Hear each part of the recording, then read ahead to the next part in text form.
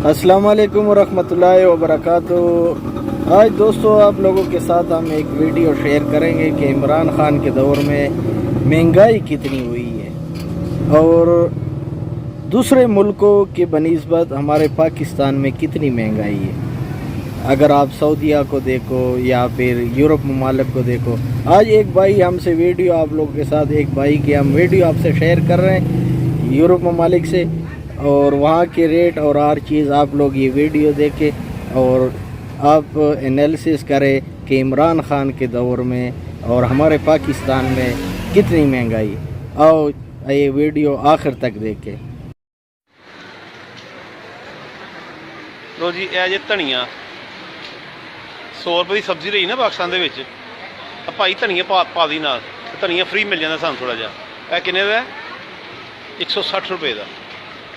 160 ਰੁਪਏ ਦਾ ਧਨੀਆ ਜੇ ਹੈ ਜਿਹੜਾ ਅਸੀਂ ਉੱਥੋਂ ਮੁਫਤ ਲੈ ਲੈਂਦੇ ਹੋ। ਮਹਿੰਗਾਈ ਹੈ ਜੀ ਪਾਕਿਸਤਾਨ ਦੇ ਵਿੱਚ।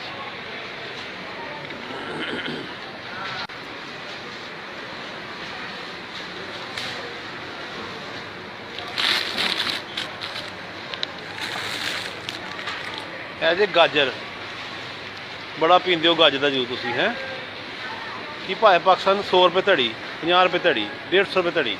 ਮਹਿੰਗਾਈ ਹੈ ਜੀ। ਇਹ ਪਤਾ ਇੱਥੇ ਕਿੰਨੇ ਦੀ ਕਿਲੋ ਜੇ? 350 ਰੁਪਏ ਦੀ ਕਿਲੋ। ਪਾਕਿਸਤਾਨ ਦੀ ਮਹਿੰਗਾਈ ਹੈ। ਖਬਰਦਾਰ ਬਕਵਾਸ ਕੀਤੀ ਹੁੰਦੀ।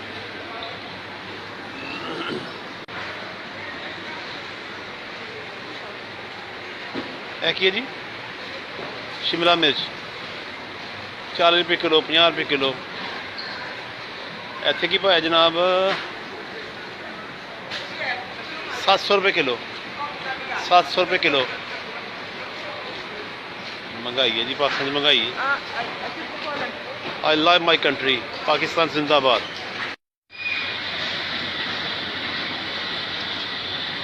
लो जी दुहाना वेख लो। दुहाना किन्ने दा पाकिस्तान च? 100 रुपये का, 200 रुपये का, 350 रुपये का। तो यह वेखो इत्थे, यह वेखो किन्ने दा इत्थे? 800 रुपये का दुहाना जे।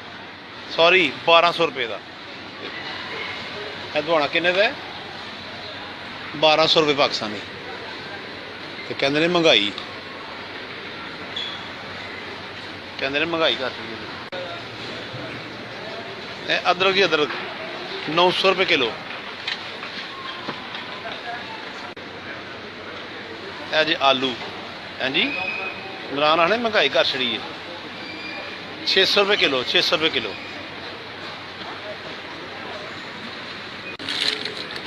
ਇਹ ਜੇ ਭਾਜੀ ਵੱਡਾ ਨਿੰਬੂ ਨਹੀਂ ਹੁੰਦਾ, ਵੱਡਾ ਨਿੰਬੂ ਇਹ ਉਹ ਜੇ ਭਾਜੀ 2 3 500 ਰੁਪਏ ਕਿਲੋ।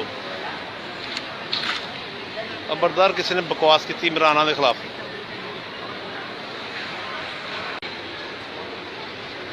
ਇਹ ਪਤਾ ਕੀ ਹੈ?